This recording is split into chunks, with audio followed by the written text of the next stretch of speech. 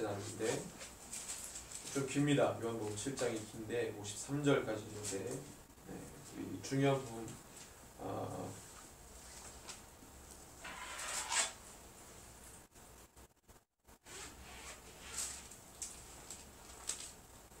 14절에서 24절까지 다시 읽겠습니다. 요한복음 7장 14절에서 24절.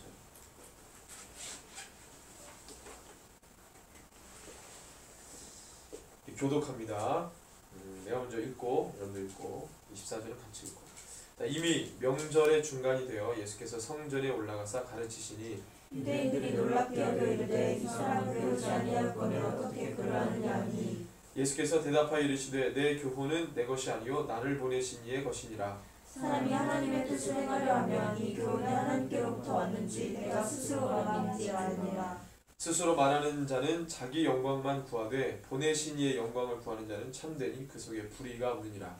모세가 너희에게 율법을 주지 아니하였느냐? 너희 중에 율법을 지키는 자가 없도다. 너희가 어찌하여 나를 죽이려 하느냐? 무리가 대답하되 당신은 귀신이 들렸도다. 누가 당신을 죽이려 하나이까? 예수께서 대답하여 이르시되 내가 한 가지 일을 행하매 너희가 다 이로 말미암아 이상히 여기는도다. 모세가 너희에게 할례를 행했으니 그러나 할례는 모세에게 난 것이 아니요 조상들에게서 난 것이라. 그러므로 너희가 안식일에도 사람에게 할례를 행하느니라. 모세의 율법을 범하지 아니하려고 사람이 안식일에도 할례를 받는 일이 있거든. 내가 안식일에 사람의 전신을 건전하게 한 것으로 너희가 내게 어려웠느냐. 같이 있습니다.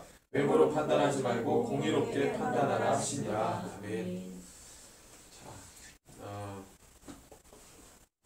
7장이 어떻게 보면 굉장히 이제 중요한 부분이라고 생각이 되는데 이렇게 한번 우리 생각하고 접근을 했으면 좋겠어요. 예수님의 논리는 이런 거죠. 예수는 그리스도죠. 그렇죠? 예수님을 믿는 것이 영생에 이르는 오직 유일한 길입니다. 소망이고 그분만이 생명이기 때문에. 그런데 예수님이 2000년 전에 유대 땅에 오셔가지고 내가 그리스도다 이렇게 말하지 않는 이상, 자기에 대해서 잘 풀어주지 않는 이상 그 당시에 유대인들이 예수님을 정말 그리스도인으로서 믿을 수가 있었겠는가. 어떻게 보면은 당연한 일이라고 생각이 들고 어떻게 보면 그것이 자연스러운 일이 아닌가. 어떻게 자기 자신을 계시해주지 않는데 유대인들이 예수를 보고 그리스도다 어떻게 알겠냐. 그런데 그런 상황에서 어거지로 내가 그리스도다 왜 안 믿냐 이런들 혼 좀 나야겠어 이런 식으로 예수님이 접근했다 그러면 여러분들 조금 우리가 이제 그냥 받기에는 좀 불편한 감이 없지 않아 있어요. 억지로 어거지로 사람들이 전혀 예수를 그리스도로 믿을 수 있을 만한 어떤 이런 이 부분들이 없고 예수님이 오셔가지고 왜 나를 못 알아주냐? 왜 나를 안 믿는 거냐? 내가 그다. 내가 그리스도다. 이렇게 막 이야기한다면 사람들이 그 얘기 듣고 예수님 따라갈 사람이 얼마나 있겠는가. 그래서 보통 우리가 이 복음서를 보게 되면 예수님을 알아보지 못하고 따라가지 못하는 사람들의 심정을 10분 이해가 가고 그럴 수 있겠다는 생각이 듭니다. 그럼에도 불구하고 우리가 또 예수가 그리스도인 것을 우리는 믿기 때문에 예수님이 그들을 보면서 책망하잖아요. 그들은 유대인입니다. 유대인은 하나님을 믿었던 민족이잖아요. 하나님 믿고 있는 민족이고 또 하나님께서 당신의 어떤 마음과 뜻을 이 민족에게만 처음에 이 모세 율법이라는 것을 통해서 그리고 숱한 많은 선지자들을 통해서 당신의 계획과 뜻을 많이 알려오셨어요. 그래서 이 예수가 그리스도인 것을 말씀 자신이시고 본체이신 그분이 왔을 때 여러분들 처음에 하나님께서 이스라엘 백성들을 만나시고 교통하시고 그 다음에 주신 말씀만 잘 붙들고 나갔더라면 예수가 그리스도인 것을 알아보는 것이 당연하다는 것이 바로 하나님의 마음입니다. 근데 그게 안 됐기 때문에 못 알아본 거라고 판단하신 것이 예수님의 논리인 거예요. 그래서 예수님께서 종교 지도자들에게 오늘도 우리가 읽은 부분 중에서 너희가 모세의 율법을 따라가는데 모세의 율법을 왜 따라가느냐? 모세의 율법을 따라가는 목적이 뭐냐?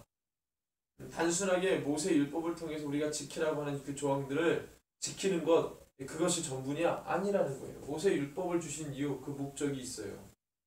그리고 숱하게 많은 선지자들을 통해서 구약의 성경을 주신 그 목적과 이유가 있어요. 왜 그걸 주셨는지. 우리는 다 배워서 합니다. 구약이 누구를 증언합니까? 누구를 증거합니까? 예수를 증거하잖아요. 우리는 배워서 알지만. 이 당시 예수님과 동시대 살았던 사람들은 그 사실을 몰랐어요. 몰랐단 말이에요. 근데 정말로 그 애초에 하나님께서 모세율법을 주시고 많은 선지자들과 주의 종들을 통해서 수없이 나온 그 메시지들을 잘 생각하고 고민하고 묵상하고 받았더라면, 예수님의 표현대로 말하면, 야, 너희는 어떻게 천기에 그 날씨는 분별할 줄 알면서 시대의 어떤 징조를 알지 못하느냐. 이 말씀 뭐냐면, 시대를 향한 하나님의 마음과 뜻이 어디에서 따로 떨어지는 것이 아니라 이 말씀에 기록된 거였거든요. 이 말씀에 기록된 것을 가만히 보게 되면 그 안에 하나님께서 이루실 목적에 대해서 다, 여러분들 우리가 예수가 그리스도인 것을 어디서 합니까? 따로 받아서 합니까? 이 성경을 통해 알잖아요. 구약은 우리만 보는 게 아니라 개신교만 보는 게 아니라 유대인들도 보죠. 특별히 모세오경 같은 경우. 그죠? 예수님 당시 때 성경 그러면 구약 성경이잖아요. 그죠? 창세기부터 말라기까지 39권 이거를 예수님 당시 때 봤단 말이에요. 그때는 신약이 없었죠. septuagint라고 하는 70인역 구약을 봤단 말이에요. 이게 지금 우리가 보는 구약은 똑같아요. 그럼 그 당시 때 그것을 잘 연구하고 잘 봤더라면, 정말로 성령님이 조명하시는 그 마음으로 잘 성경을 봤다면 예수가 그리스도인 것을 알아야 되는 거죠. 하나님께서 그것 때문에 그걸 주셨는데, 하나님이 그것 때문에 그 말씀을 주신 거예요. 단순하게 종교적인 이 행위를 이렇게 주는 이런 이 목록, 종교적인 행위를 이렇게 해라, 이런 목록을 단순하게 준 이 종교 입문서가 아니고, 종교 입문서가 아니란 말이에요. 이 말씀을 주신 목적은 예수 그리스도, 그러니까 메시아, 그리스도, 다시 오실 메시아, 다시 오실 예수 그리스도, 그분을 증거하는 이 말씀이란 말이죠. 그것을 너희들이 잘 헤아렸다면 예수가 오셨을 때 알아봤어야 되는 거예요. 너희들이 그것을, 그 사명을 잘 지키지 못했다. 이게 바로 예수님의 논리인 거예요. 이것이 아니면 정말로 그들이 예수님을 못 알아본 거는 이해할 수 있어요. 당연한 거다. 그렇지. 근데 예수님의 논리는 그게, 너희에게 준 이 성경은 바로 나를 증거한 건데, 요한복음에 나오잖아요. 이 성경이 누구를 위해 증거하는 거야? 나를 위해. 너희가 이 성경에서 생명을 얻는 줄 알고 깊이 상고하는데 성경이 누구를 증언하냐? 나를 증언한다고 했어. 근데 너희들이 그것을 하나님이 주신 목적대로 보지 않았다는 거죠. 하나님이 주신 목적과 뜻대로 말씀을 헤아려 보지 않았다는 거예요. 그냥 종교 입문서 정도로만 봤단 말이에요. 종교 지도자들은 더 종교 지도자답게 살려고 성경을 본 거고, 종교 지도자들이 하는 말을 따라서 사는 백성, 무지몽매한 백성들은 조금만 더 이 종교 지도자들의 마음에 들까? 그런 용도로 이 성경을 봤던 거고, 종교 입문서죠. 하나님은 애초에 그러려고 주신 게 아닌데, 그러려고 주신 게 아니죠. 성경이 무슨 우리가 쭉 읽다가 처음에는 드러나지 않은 목적이 있는데 쭉 성경을 읽다가 예수를 이렇게 연결해서 증거하는 거구나, 이렇게 아는 게 아니라 성경 딱 피자마자 예수를 증언한단 말이에요.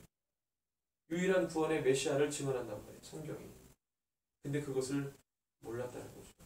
몰랐다는 것 자체도 이스라엘 백성들의 뭐예요? 이 사명 감당하지 못한 그들의 어떤 이 책임을 다하지 못한 모습이죠. 그래서 책망받습니다.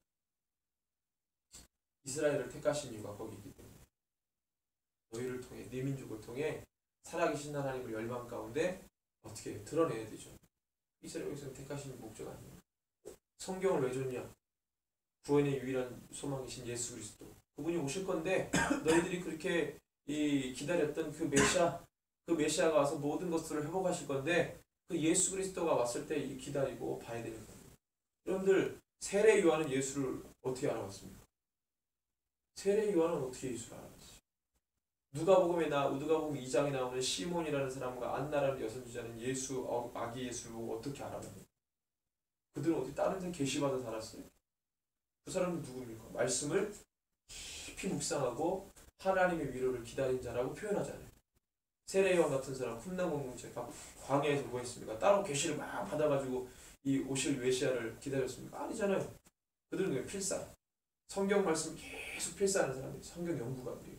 광야에서 말씀을 깊이 보고 그 말씀이 어떻게 이루어지는지 어떤 정치적인 종교 정치적인 것에 막 이렇게 관심 두지 않고 오로지 그 광야에서 말씀 연구하고 말씀 기록하고 말씀 필사했던 사람들.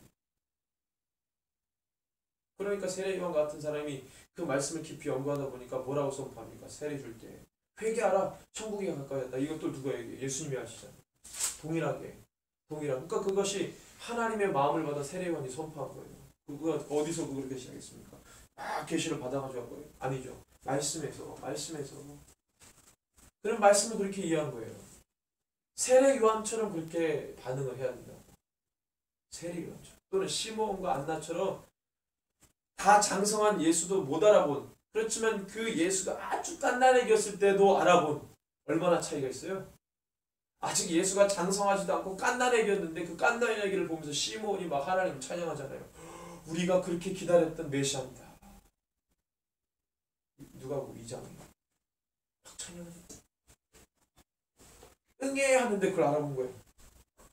예수님이 장성해가지고 막 사역을 막 해도 못 알아보는 유대인들인데 깐난애기인데도 알아보는 그 영성, 엄청난 영성 아니에요?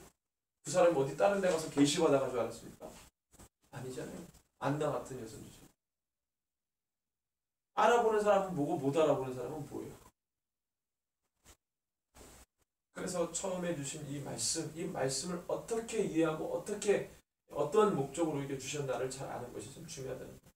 너희들이 모세율법을 그렇게 신봉하냐? 모세율법에 뭐라고 기록되어 있느냐? 이 모세율법을 그렇게 신봉하면서 모세율법도 안 지키는 놈들아. 예수님의 평가니. 모세율법이 너희들에게 그렇게 생명과 같은데 모세율법을 안 지킨다 이거예요. 예수님의 논리가 그거예요. 할례를 너희가 왜 받냐? 할례를 받는 목적이 뭐냐? 모세의 할례를, 모세율법에 명한 할례를 그렇게 지키려고 하는데 모세율법 거기에 명한 할례의 목적은 뭐냐? 너희들이 그것을 알고 하는 거냐? 안식일 얘기가 나오는데 안식일 논쟁은 계속 있었죠. 사람들이 예수님을 죽이고자 했던 이 가장 큰 이유가 뭐였습니까? 안식일 날 사람들이 고치잖아요. 일하잖아요. 안식일 범했다 이거예요. 거룩한 날을 범했다 이거예요. 안식일을 범했다 이거예요. 그러니까 죽이고 싶은 마음, 종교 지도자들이.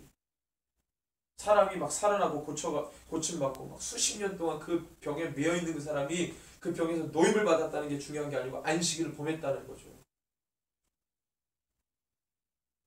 하나님이 그것을 볼 때 모세율법을 주신 하나님의 목적을 모르니까 맹목적으로 이 종교 이 부속품이 작동이 되는 거예요. 종교 부속품이. 하나님이 주신 목적과 뜻을 이해하지 못하니까 안식을 범했다고 사람 죽이려고 하니. 예수님 말씀하시잖아요. 19절에 너희가 너를 죽이려고 한다. 아이 너 미쳤냐? 누가 너를 죽이려고 하느냐? 근데 예수님 이미 그들 마음 가운데 다 알잖아요. 제가 나를 죽이려고, 저희들이 저 종교 지도자들을 죽이려고. 아니 미쳤냐? 누가 너를 죽이려고 하느냐? 20절에 그렇게 대답하잖아요. 그러면서 모세 율법에 명한 할례를 그렇게 중요하게 여기느냐? 할례는 언제 하냐? 안식일에도 행하잖아요. 그 일 아니에요. 안식일 날 할례를 행하잖아요. 그 일 아니에요. 그런데 이 안식일 날 사람의 모든 것을 온전케 하신 하나님의 이 행함을 보고 죽이려고 하는 거예요. 말이 안 됩니다. 할례를 행하는 것보다 더 중요한 것은 그 사람을 살게 하는 거 아니겠어요? 할례는 의식이고 실제로 예수 그리스도의 말씀을 통해서 그 사람이 사는 것은 실제. 그럼 할례를 또 예수님 묻죠. 그럼 할례를 왜 받는 거냐? 너희 할례 왜 하냐? 그냥 하라 그랬으니까 하는 거죠. 대답이. 그거예요. 율법에 기록됐으니까 하죠. 그 율법을 하나님이 기록한 거 아니에요? 그 하나님이 기록한 율법을 우리가 지키는 거죠. 왜 하나님이 그걸 지키라고 했느냐? 그건 몰라요. 하라고 했으니까 하는 거죠. 논리가 이거야. 논리. 그래서 하나님께서 왜 너희들에게 그것을 하라고 명하셨는지 아버지의 뜻을 물어야 되는 거 아니냐. 이해가 가요. 그 당시에는 뭐 종교 지도자들이나 조금 이 말씀을 랍비들이, 소위 말하는 랍비들이, 회당에서 가르치는 랍비들이 이렇게 좀 풀어줄 때, 그 뜻에 하나님, 이 말씀이 이런 뜻이구나 라고 하는 거지. 보통 이 백성들은 하나님의 뜻이 뭔지를 모르고 살아요. 그들은 하나님의 뜻이 모세율법에 기록된 거라고 생각해요. 모세의 율법에 기록된 것을 지키는 게 하나님의 뜻이라고 생각하지. 종교 지도자들이나 조금 하나님의 말씀을 풀어줄 때 이런 뜻이구나라고 하면은 저분에게서 나오는 말씀 이러면서 그걸 좀 따라가지. 보통 무지몽매한 백성들은 그런 의식이 없어요. 그냥 모세의 율법에 기록된 게 하나님의 뜻이라 이런 생각.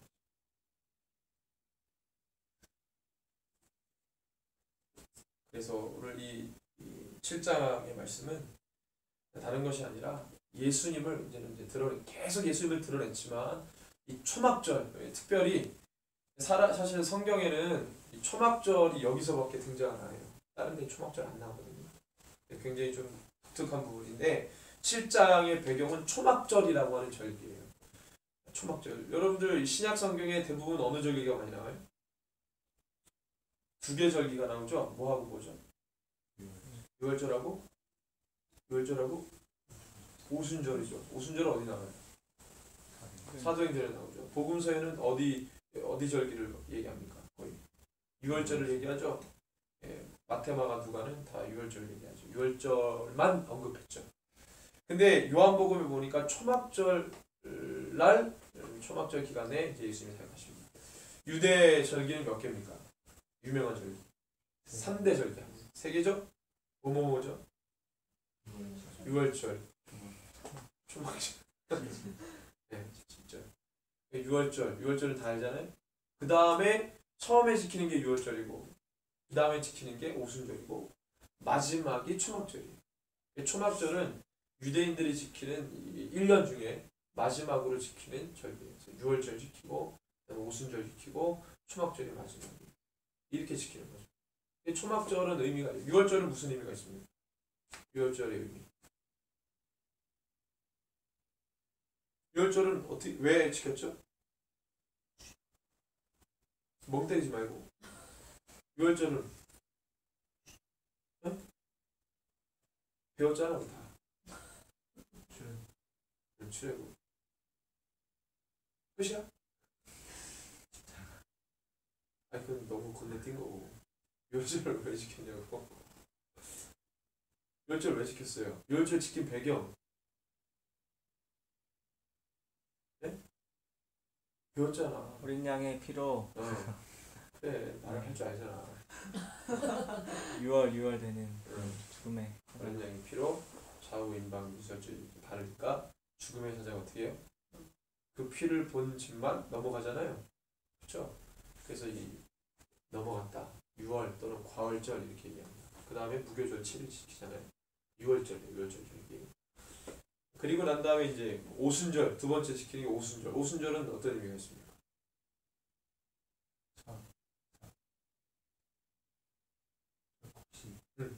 어디서?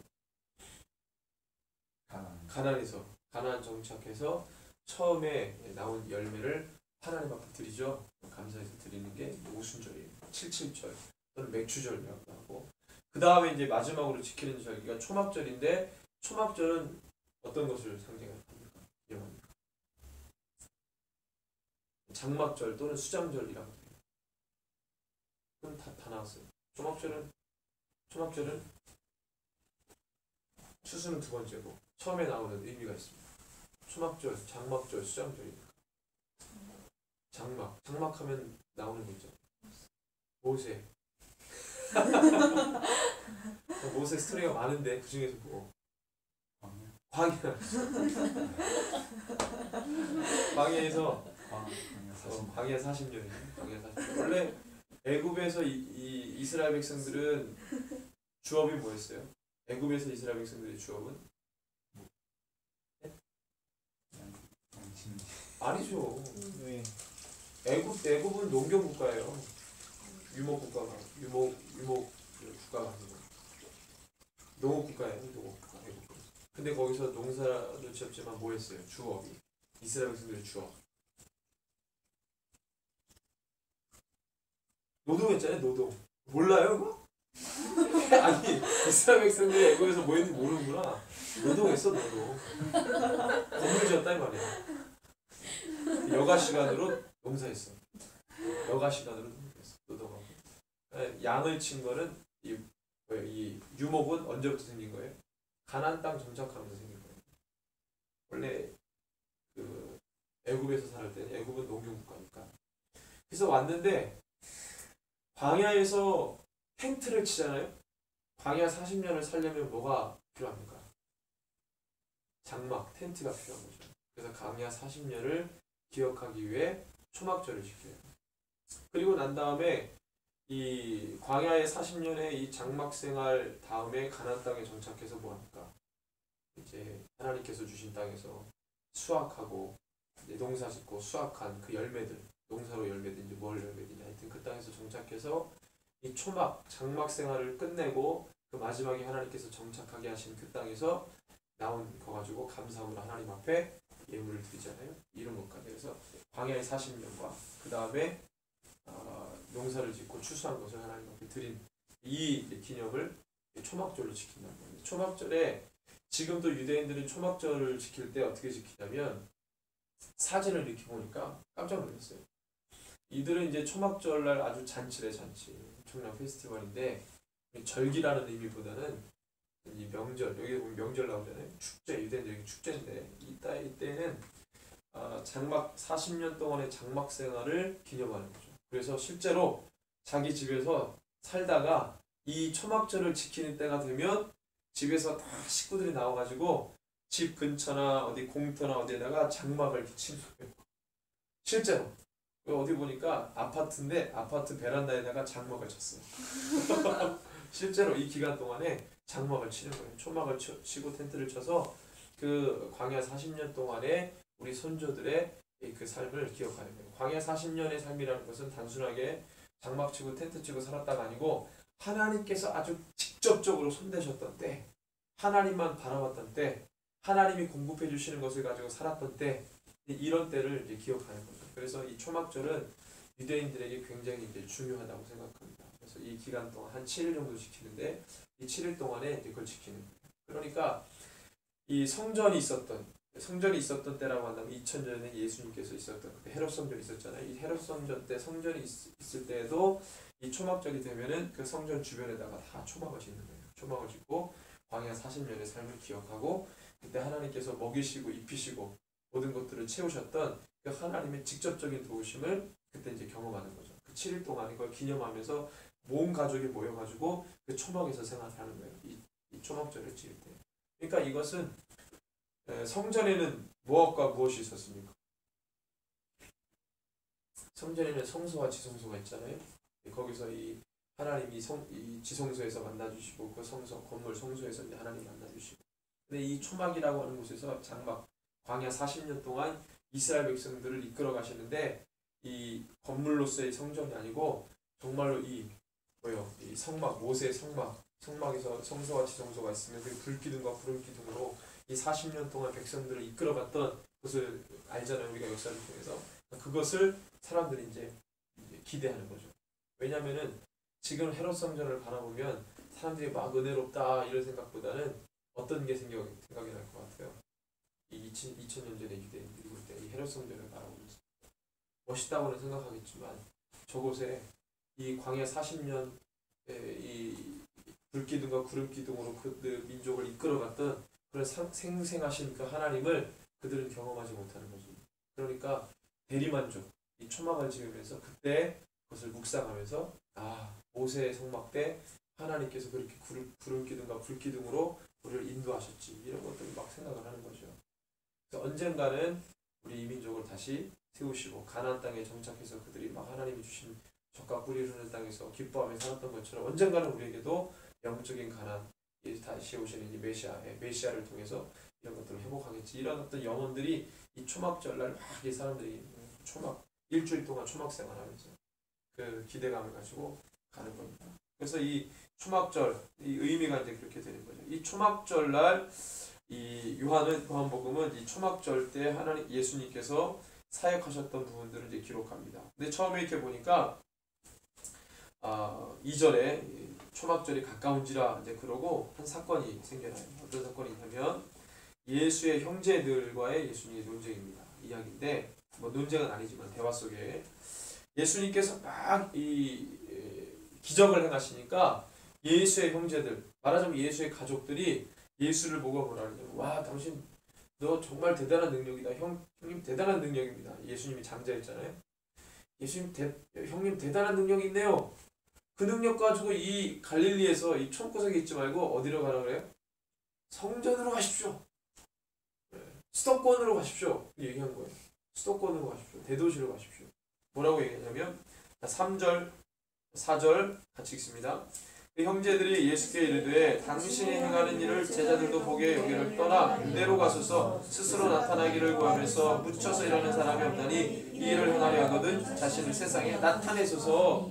형님 드러내십시오. 이 능력 가지고 좋은 제주 가지고 이 예루살렘 가가지고 해야죠. 이런 촌구석에서 갈릴리 지역, 사마리아와 갈릴리 지역, 유대 윗지역은 거의 천시받았던 땅이니까 그 능력 가지고 예루살렘 가십시오. 근데 이 마음이 정말로 예수를 그리스도로 믿어서 한 게 아니고 예수가 하는 이 능력이 좀 요술이다. 대단하다. 이 정도로 생각을 한 거예요. 그러니까 뭐라고 평가했냐면 5절에 보니까 이는 그 형제들까지도 예수를 믿지 아니함이로라. 형제들은 예수님의 능력을 보고 예수님이 그리스도라고 생각하면서 이야기한 게 아니라 대단한 능력을 지녔군. 엄청난 요술을 행하는구나. 이렇게 생각하고 이 사람의 한 능력으로 보는 거죠. 신비한 능력을 지닌 형님. 그러니까 그 능력 가지고 총구석에 있지 말고 수도권으로 가라. 뭐 이렇게 얘기했어요. 그때 예수님의 답변은 뭐라고 합니까? 6절에 보니까 예수께서 이르시되 내 때는 아직 이르지 아니하였거니와 너희 때는 늘 준비되어 있느니라. 이제 이 때에 대한 이야기가 뒤에 쫙 나옵니다. 때에 대한 이야기. 이 초막절하고 의미가 있는데요. 자, 예수님은 언제 죽으셨습니까? 어느 절기 때 죽으셨어요? 6월절 날 죽으셨어요. 6월절. 근데 지금은 언제입니까? 초막절이죠. 자, 유대인들이 1년 중에 지키는 절기에 처음에 지키는 절기가 뭐라 그랬어요? 6월절. 그 다음이 오순절. 6월절 50일 후에 오순절 지켰어요. 그 다음에 초막절. 초막절이 9월에서 10월 그 사이에 지켰거든요. 음력으로 따지니까 9월에서 10월 그 상간일 거예요. 아마. 그때 지켰단 말이에요. 그러니까 초막절이 아니고 예수님은 6월절 날 죽으셔야 되니까 내 때는 아직 이르지 않은 거죠. 근데 막 이 초막절 날 형제들이 뭐라고 합니까? 드러내십시오. 나타내십시오. 막 그랬어요. 당신의 능력을 보여주십시오. 자, 이것을 또 처음에 시도한 존재가 있습니다. 어떤 존재가 시도했죠? 예수님 드러내라고? 사단이 했죠. 언제? 40일. 금식. 이제 물어보면 단답으로 40일 금식. 마태복음 4장에 나오죠? 그때 사단이 뭐라 그랬어요? 첫 번째, 세 가지 시험이잖아요. 첫 번째, 돌을 떡으로. 두 번째,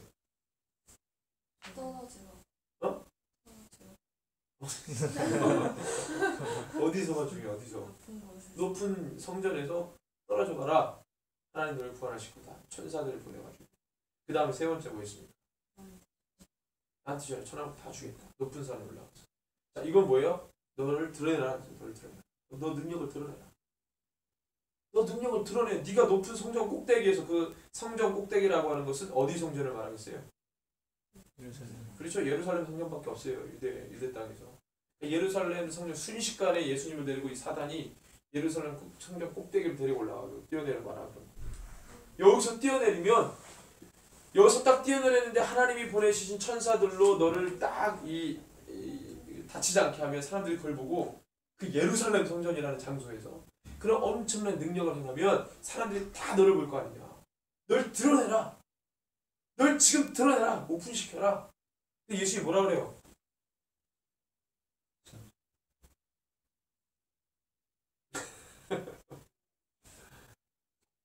뭐라 그래요? 주 너의 하나님을 시험하지 말라.